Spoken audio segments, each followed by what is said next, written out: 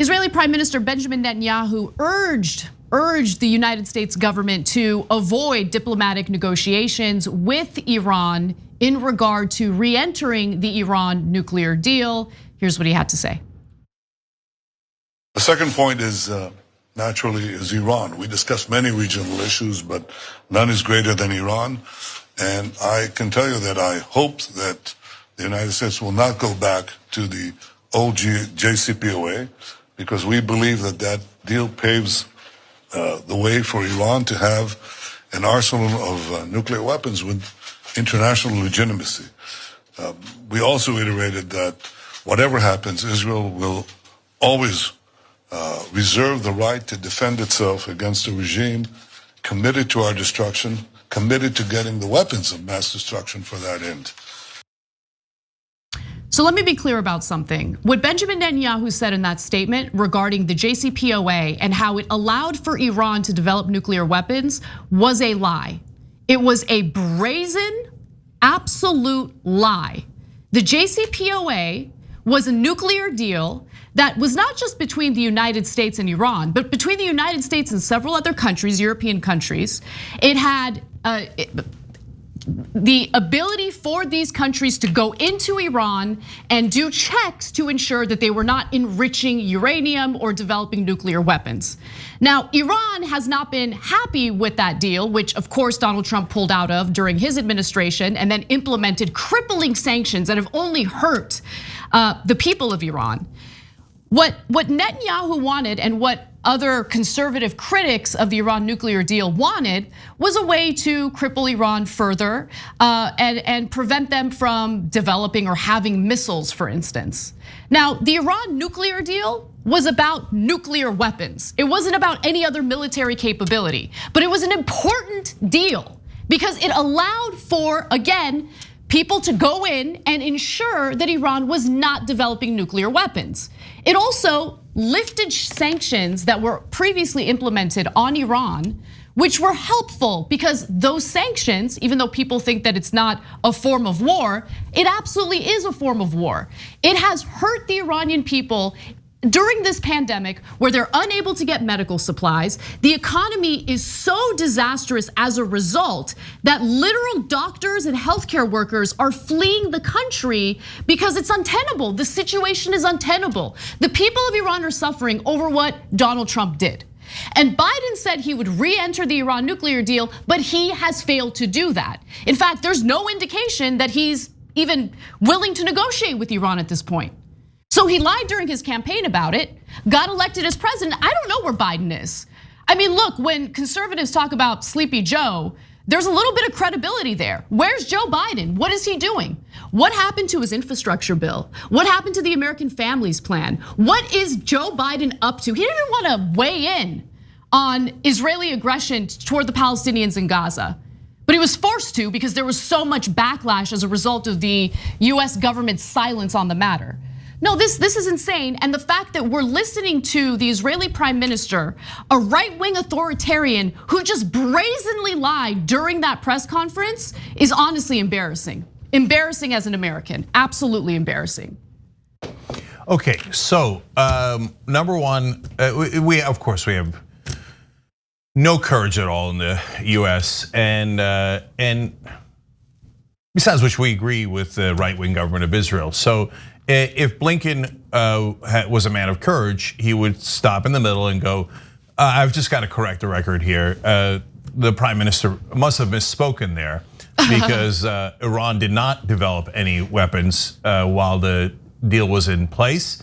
And in fact, we took all of their uranium out of the country and the deal worked brilliantly and involved the entire world, including not only European countries, but Russia and China. So I'm sure that the prime minister must have misspoke because he probably couldn't be that ignorant. Now, you would never add the last part, I get it, he's a diplomat, right? But he can at least use diplomatic languages like misspoke, is not correct, etc. Nope, just sits there. Oh, yes, sir, absolutely. The deal, my president, Joe Biden, remember he was part of the Obama-Biden team that signed that deal. The deal that my boss signed, you're right, just lie about it, just go ahead. Oh, it was terrible, oh yeah, they built weapons during it. We're the most powerful country, we don't look like the most powerful country. Netanyahu looks way more powerful than us. He tells us what to do. I mean.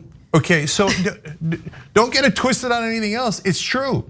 Netanyahu is the equivalent of Dick Cheney and Donald Trump. He is viciously right-wing. He's a complete warmonger, and in that press conference, he's for the billionth time in a row trying to start a war with Iran, which, by the way, he doesn't want to fight. It's easy for him to bomb Palestinians. They have no defense. You just kill, kill, kill, kill, right? No problem. A warmonger coward like Netanyahu is happy to do that, right? Oh, Iran has capabilities. That'd be a serious war. Hey, America, fight this for us. No, the answer is no. But my answer is no. The American people's answer is no. Republican voters hate the idea. Democratic voters hate the idea. Independents hate the idea. But our politicians, they're 50-50 on it. So Biden, you said it was terrible that Trump came out of the Iran deal. Was it terrible or was it not? How many years are we going to go into your administration before you enter a perfectly good deal that you negotiated in the first place? No, but you didn't get orders from Israel. No, you're not allowed to say that, Cenk. You're not allowed to say that that Israel is giving America orders. Guys, open your eyes. It's super obvious. This doesn't have anything to do with religion, okay? And we also get orders from Saudi Arabia.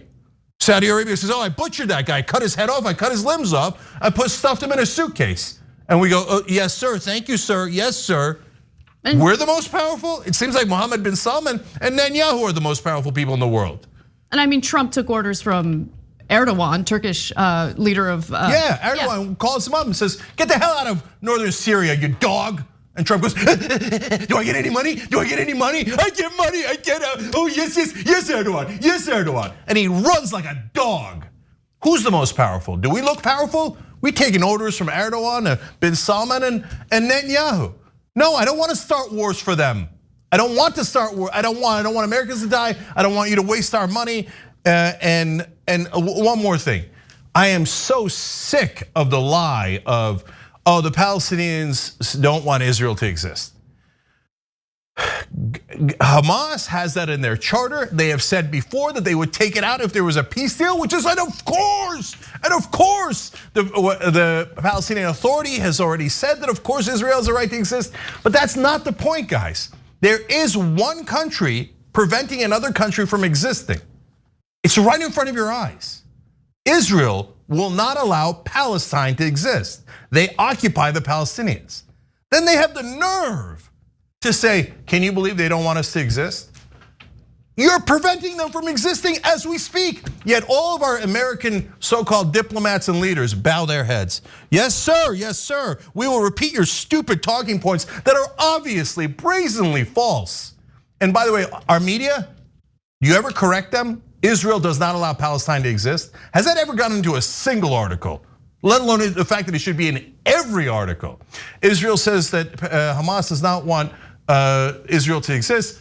Side note, Israel actually does not allow Palestine to exist. It is not theoretical, it is real. And Israel has kept the Palestinians in an open air prison for over 5 decades. Does that go in every article? It goes in no articles. Thanks for watching The Young Turks, really appreciate it. Another way to show support is through YouTube memberships. You'll get to interact with us more. There's live chat emojis, badges. You've got emojis of me, Anna, John, JR. So those are super fun. But you also get playback of our exclusive member-only shows and specials right after they air. So all of that, all you gotta do is click that join button right underneath the video. Thank you.